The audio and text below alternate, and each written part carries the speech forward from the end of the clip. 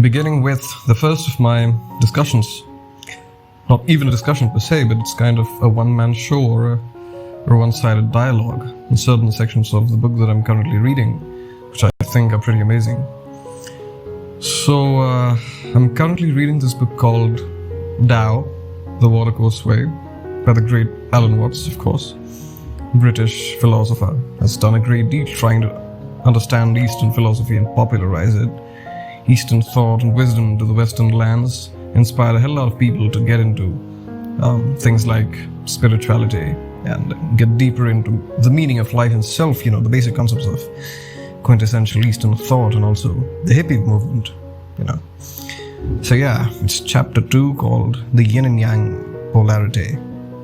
Page number 19, and it seems to be laying out a direct contrast or a comparison of Western thought to the Eastern way of thinking. And he's specifically talking about Chinese culture, or Chinese way of thinking. He says, at the very roots of Chinese thinking and feeling there lies the principle of polarity, which is not to be confused with the ideas of opposition or conflict. In the metaphors of other cultures, light is at war with darkness, life with death, good with evil, and the positive with the negative, and thus an idealism to cultivate the former and to be rid of the latter flourishes throughout much of the world.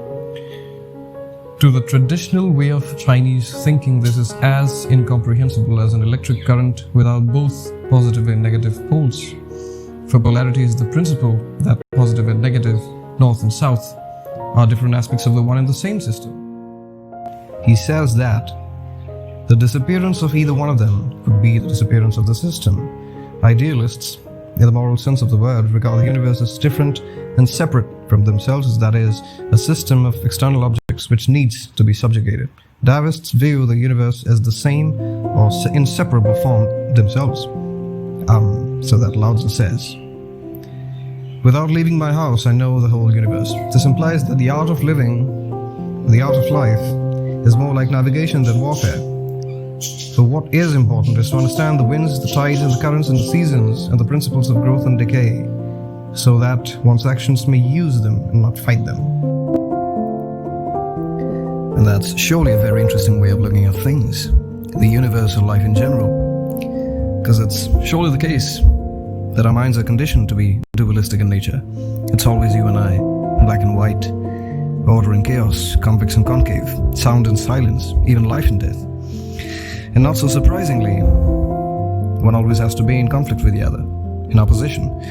But going deeper, we realize that this dichotomy is an illusion, as these seemingly opposite poles are always one and parts of the same system. They always go together.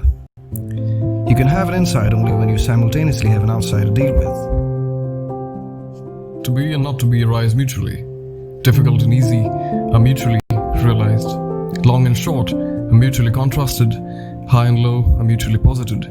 Before and after are in mutual sequence. They are thus like the different but inseparable sides of the same coin, the poles of a magnet, a pulse, an interval in any vibration. There is never the ultimate possibility that either one will win over the other, for they are more like lovers wrestling than enemies fighting.